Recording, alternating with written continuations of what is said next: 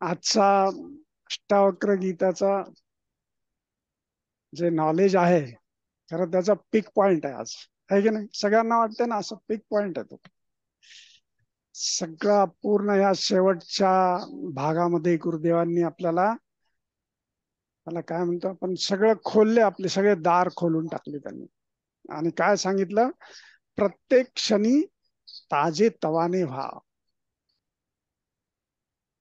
मागचं सोडून द्या, पुढचं सोडून द्या, आणि वर्तमान क्षण आहे तो जगायला शिका. आरशासारखं, आहे की नाही? आरशासमोर काय येते?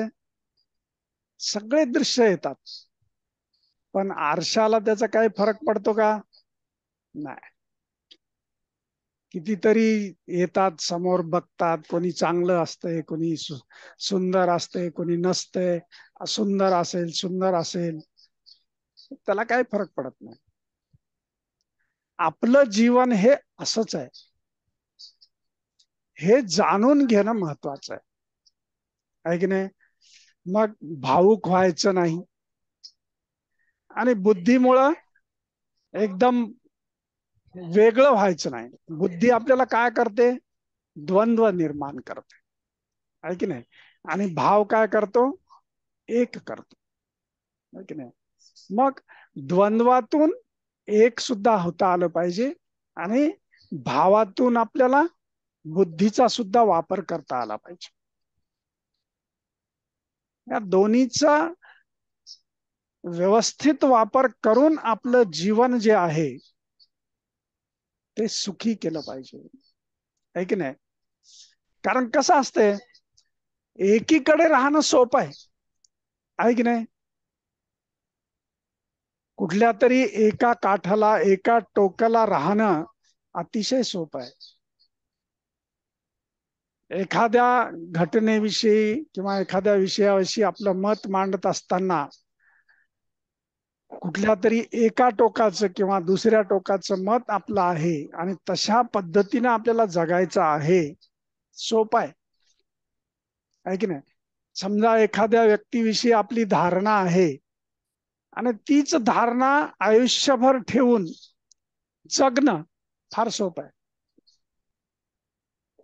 मग ती चांगली असेल किंवा मग वाईट असेल. एखाद्याला आपण चांगलं समजून त्याच्याशी तसंच वागत असेल, एखाद्याला वाईट समजून त्याच्याशी तसंच वागत असेल, तर ते फार सोपं आहे, काय अवघड नाही त्याच्यामध्ये. पण समतेमध्ये, आहे की नाही? मग ते समतेमध्ये म्हणजे कसं, तो व्यक्ती नेहमीच तसा नाहीये. कधी तो चांगला आहे, कधी तो चांगला नाहीये. दोन्हींचा स्वीकार करून जेव्हा आपण आपलं जीवन पुढे नेतो आपण, तर ते म्हणायचं समतेमध्ये जगणं, आहे की नाही? कारण गुरुदेवांनी खूप छान सांगितलंय, जीवनभर दुःखात राहणं सोपं आहे, आणि जीवनभर ऐशाराम करत राहणं ते पण सोपं आहे. पण ऐशारामात राहत असताना आपल्याला सुखाची जी इच्छा आहे, ती इच्छा आपल्याला दुःखामध्ये घेऊन जाते. तर ती इच्छा आपल्याला सोडता आली पाहिजे, आहे की नाही? मग ती कशी सोडायची? तर त्याची पकड जी आहे, ती पकड आपण सोडली, तर मग आपण कसे राहतो? समतेमध्ये राहतो. नाही तर आपण काय करतो? दुःखापासून दूर पळायला लागतो, आपण पळून जातो. आपण हे नको मला, होत आहे ना असं? कुठल्याही दुःखाचे, संकटाचे प्रसंग आले की त्याच्यापासून पळून जातो आपण. पण पळून जायचं नाही, त्याच्यामुळे अजून दुःख वाढणार आहे. पळण्यामुळे काही त्याचा मार्ग निघणार नाहीये. मग त्यासाठी काय करायचं? तर मध्यम मार्ग, मध्यम मार्ग में चलो. अति पण करायचं नाही, आणि नुसतं बसायचं पण नाहीये, है की नाही? अशा पद्धतीनं जेव्हा आपण जगतो, तर त्यावेळेस काय होते? मग आशा असेल, निराशा असेल, जीवन आहे, मृत्यू आहे, आपल्या याच्यामध्ये काही घडतंय, काही घटित आहे, काही अघटित आहे, हे सगळं जे आहे ते कसं आहे? समसमान आहे की नाही? कसं आहे ते? समसमान आहे. कधी हे आहे कधी ते आहे. आपण आपल्या जीवनाकडे बघा, आतापर्यंत आपण जगलो, तर ह्या जगण्यामध्ये कधी असं होतं कधी तसं होतं की नाही? प्रत्येकाच्या जीवनात होतं. मग आतापर्यंत आपण जगलोच की नाही? पण आपण जगतो ते कसं जगतो? दुःखामध्ये रडत रडत जगतो. तर इथे काय म्हणतात की हसत जगा. सगळं सोडून द्या. भूतकाळात जे घडलेलं आहे ते सगळं सोडून द्या. भविष्याविषयीचा जास्त विचार करू नका. वर्तमान क्षणामध्ये जगा. आहे की नाही? आता मोठमोठ्या संतांनी हे सांगितलेलं आहे. तर त्यामध्ये सगळ्यात महत्वाचं काय आहे की गौतम बुद्ध काय म्हणतात की साक्षी बनव. प्रत्येक घटनेचे साक्षी व्हा, असं गौतम बुद्ध म्हणतात. पण साक्षी होण्यामध्ये काय आहे, तर कुणाचं साक्षी होतो आपण? कोणीतरी दुसरा आहे त्याचे आपण साक्षी होतो की नाही? दोन असल्याशिवाय साक्षी नाही होत आहेत, है ना? पण आपल्याला अष्टावक्र काय म्हणतायत की लय हो जाओ, तल्लीन हो जाओ, एक हो जाओ, डूब जाओ. म्हणजेच काय? ती एकत्वाची जाणीव आहे. दुसरं कोणी नाहीये तिथं. साक्षी भावामध्ये दुसरा आहे. आणि साक्षी भावात कसं असते? दृष्टा आणि दृश्य. दृष्टा कसा असतो? साक्षी असतो. आणि दृश्य कसं असते? ते फिरत राहते, आहे की नाही? पण जेव्हा आपण लय होतो, तल्लीन होतो, विलीन होतो, तेव्हा दोन राहत नाहीत. पण असं नाहीये की नुसतंच लय होऊन तल्लीन होऊन राहणं, असं पण नाहीये. दोन्ही पण पाहिजे. बुद्धी पण पाहिजे, भाव पण पाहिजे. पण बुद्धीपेक्षा भाव हा सूक्ष्म असतो, तो पॉवरफुल असतो, आहे की नाही? म्हणून भावाच्या ह्याच्यामध्ये बुद्धीचा सुद्धा वापर असला पाहिजे. म्हणून काय म्हणतो आपण? होश आणि जोश, दोन्ही पण. जोश म्हणजे काय? बुद्धी, साक्षी. आणि जोश म्हणजे काय? लय होणं, विलीन होणं, तल्लीन होणं. संगीतामध्ये असं घडतंय बघा, जेव्हा आपण सत्संग करतो, गायन करतो किंवा आपण श्रवण करतो, तर त्यावेळेस आपल्याला ही अनुभूती येते की नाही, की आपण कसे होतो? तल्लीन होऊन जातो. आणि ही तल्लीनता होणं ही कुणाची भाषा आहे? हृदयाची आहे, है की नाही? ही कुणाची भाषा आहे? हृदयाची भाषा आहे. म्हणून जीवनामध्ये घडलेल्या कुठल्याही घटनांना चिटकून राहू नका, है की नाही? सोडून द्यायचं, सोडून द्यायला शिका, है की नाही? म्हणजेच सुरुवातीला साक्षी व्हायचं. ह्या सगळ्या पूर्ण सृष्टीकडे कसं बघायचं? साक्षीनं बघायचं. आणि नुसतं साक्षी होऊन थांबायचं नाही, तर तल्लीन व्हायचं, लय व्हायचं. अतिशय सुंदर असं उदाहरण आपल्याला गुरुदेवांनी सांगितलं की जसं थकून भागून आलेलं मूल आहे, ते आईच्या कुशीमध्ये येते, तेव्हा ते कसं होते? एकदम विश्रांत होत आहे, लय होऊन जाते, सगळं विसरून जाते. ते विसरून जाते की नाही? तसंच तसंच आपलं पण जीवन तसंच असलं पाहिजे.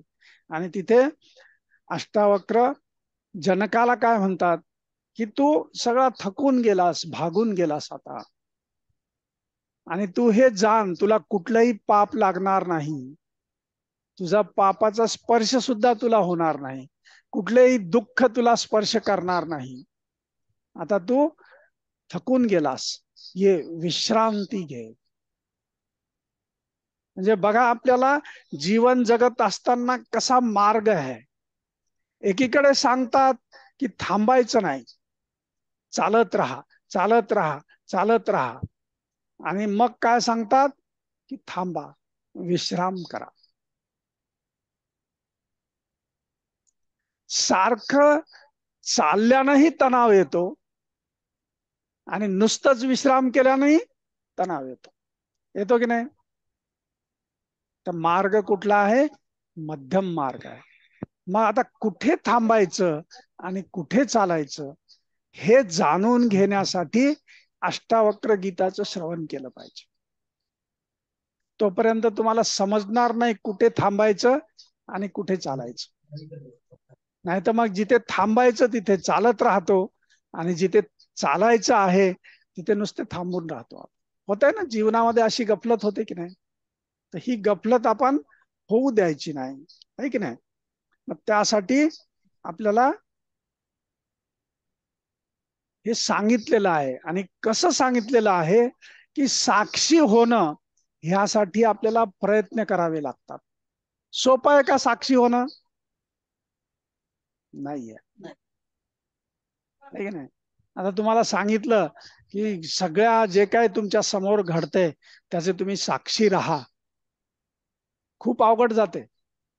बऱ्याच ठिकाणी आपल्याला वाटतंय अरे हे काहीतरी चाललंय, चुकीचं आहे, आपल्याला काहीतरी केलं पाहिजे, आहे की नाही? आणि त्या ठिकाणी आपण काही केलं समजा, तर लगेच तिथे काय येतो की मी केलं. होतंय ना असं? मी केलं. मग मी केलं म्हणल्यानंतर साक्षीभाव राहिला का? नाही. मग हा करण्यासाठी आपल्याला अभ्यास, वैराग्य आणि विवेक हे तिन्हीचा वापर करावा लागतो. है ना? साक्षी होण्यासाठी काय पाहिजे? अभ्यास, वैराग्य आणि विवेक, तिन्ही पाहिजे. पण लय कसा आहे? सहज सिद्ध आहे. लय होण्यासाठी प्रयत्न करण्याची गरज नाहीये, है ना? पण गंमत अशी आहे की तुम्ही साक्षी झाल्याशिवाय लय होऊ शकत नाही. साक्षी होणं जेव्हा तुमच्या स्वभावात येईल, आपल्या स्वभावातच आहे, पण ते जेव्हा येईल पुढे, त्यावेळेस आपण खऱ्या अर्थानं लय होऊ शकतो, तल्लीन होऊ शकतो. नाही तर मग काय होतंय आपल्याला, याच्यात काय पडलंय, त्याच्यात काय पडलंय, आहे की नाही? आणि आयुष्यभर मग सगळ्या घटना उगाळत उकाळत दुःखालाच जीवन मानतो, आहे की नाही? आणि मग बरेच जण म्हणतात की जीवनामध्ये काय दुःखच दुःख भरलेलं आहे. देवाला सुद्धा म्हणतात, तक्रार करतात की या जगामध्ये काय आहे? दुःखच भरलेलं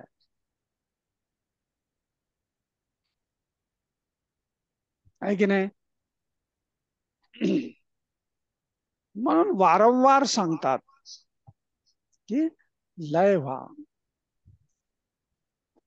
मग आता इतके दिवस, हे बऱ्याच हजारो वर्षापूर्वी अष्टावक्रांनी सांगून ठेवलेलं आहे की ह्या सृष्टीमध्ये ठोस असं काहीच नाहीये. जे काय आहे ते काय आहे? तरंग आहे. आणि लय कशाचं द्योतक आहे? तरंगाचं द्योतक. तुमच्यामध्ये तरंग असल्याशिवाय तुम्ही लय पाहू शकत नाही. होतंय का बघा तुम्ही? नाही होत, आहे की नाही? लय काय आहे? तरंगाचं द्योतक आहे. आणि मग बरेच वर्ष शास्त्रज्ञांनी याच्यावर अभ्यास केला. आणि शास्त्रज्ञ आणि शास्त्र काय म्हणतंय की मॅटर, है ना? बरोबर आहे ना? त्याचा बेस काय होता आधी? मॅटर होता. मॅटर ही सब कुछ है. आणि आता काय म्हणतात? मॅटर म्हणजे काहीच नाहीये. जसं सांगतात की आपली जी स्किन आहे, त्वचा आहे, तिचं मायक्रोस्कोपच्या खाली आपण बघितली तर काय, नुसते छिद्र आहेत, म्हणजे सगळं अच्छा अच्छा. आकाश तत्वच आहे, बरोबर. है ना. बाकीचे तत्व खूप कमी आहे. आपल्या शरीरामध्ये 98%, 98% काय आहे, आकाश तत्व आहे. आणि त्या 2% सुद्धा अजून जे आहे त्याच्यात सुद्धा अजून आकाश तत्व भरलेलं आहे की नाही. जलतत्व पण आहे 2%मध्ये. हा, जलतत्वामध्ये सुद्धा जलाचे जे बिंदू असतात त्याला मायक्रोस्कोप खाली घेतलं तर त्याच्यामध्ये सुद्धा आकाश तत्व आहे की नाही. म्हणजेच जे तरंग आहेत ते ठोस आहेत आणि आपल्याला जे दिसतंय ते काहीच नाहीये. मग आता याला खोटं मानायचं का. आता समोर एवढे चेहरे दिसतात, सगळे दिसतात, सगळेजण आपण दिसत आहात, आणि ते तर म्हणते काय हे कोणीच नाहीये, काहीच नाहीये, आहे की नाही. किती गंमतशीर आहे. जसं एकीकडे अष्टावक्र म्हणतात की विश्राम करा, शांत व्हा, दुसरीकडे म्हणतात चालत राहा चालत राहा, चालत त्याच राहा. प्रमाणे घेऊया. पण त्रयवेती त्रयवेती. हे ज्ञान आत्मसात करण्यासाठी ह्या दोन्हीचा जे वापर आहे तो वापर आपल्याला करता येणं हे सगळ्यात महत्वाचं. म्हणून हे ज्ञान श्रवण करायचं, आहे की नाही. एकदा म्हणतात चालत राहा, एकदा म्हणतात विश्राम करा, है ना.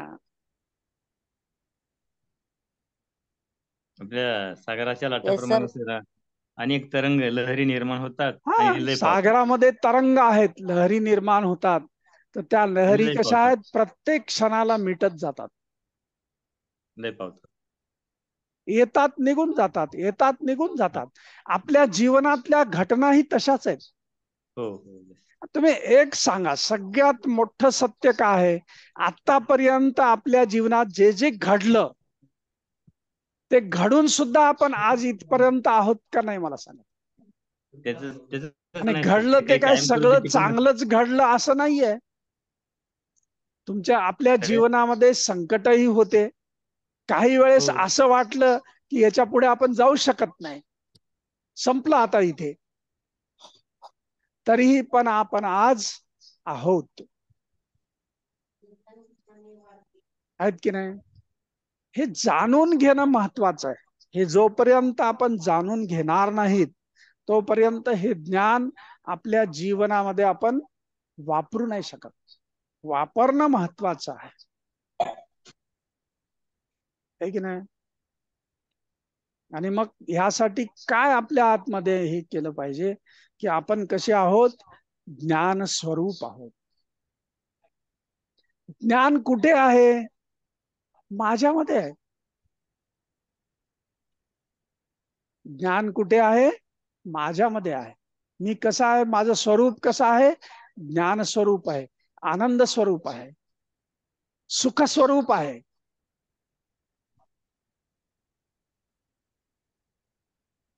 आहे की नाही.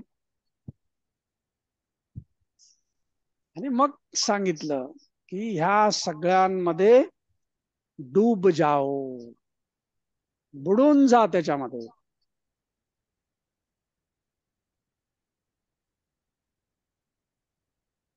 आणि साक्षी योग आणि लय योग.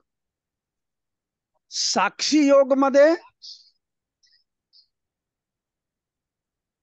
विश्राम आहे, पण लय योग मध्ये काय आहे, चैतन्य आहे. है की नाही. हे सचेतन आहे. आणि ह्यामध्ये जेव्हा आपण बुडून जातो त्यावेळेस आपल्या सुख स्वरूप होण्याची अनुभूती आपल्याला येते. आणि प्रत्येक सुखामध्ये आपले जे सुखाचे क्षण आपण जगलेले आहेत तिथे आपण कसे आहोत, बुडून गेलेलो आहोत, लय झालेलो आहोत. तिथे मग साक्षी भाव नाही, तिथे मग बुद्धी नाही, है ना. तिथे कुठलं अनालिसिस नाही. आपण कधी असा विचार करतो का की मी आज खूप आनंदी का आहे. असं येते का आपल्याला कधी? नाही. आनंदी आहे बस समजा. आज मैं बहुत खुश हूं. आज मैं क्यों खुश हूं असं कोणी म्हणतंय का? नाही म्हणत. आहे की नाही?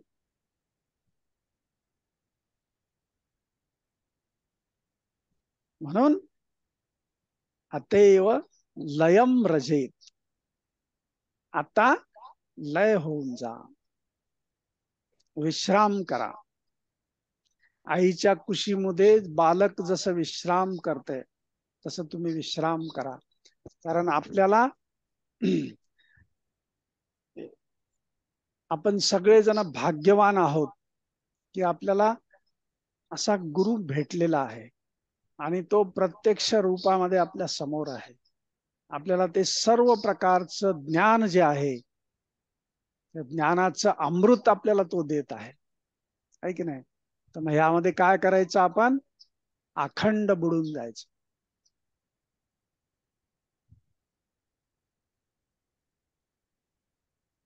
हातचं काही राखून ठेवायचं नाही. नाही.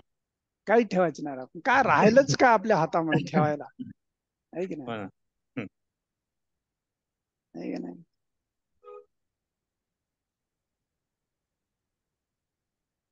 झालं का सर? हम्म. मला हा 2 मिनिट बोलायचंय सर थोडस. झालं की आपलं विवेचन? हा 1 मिनिट. हा हा ठीक.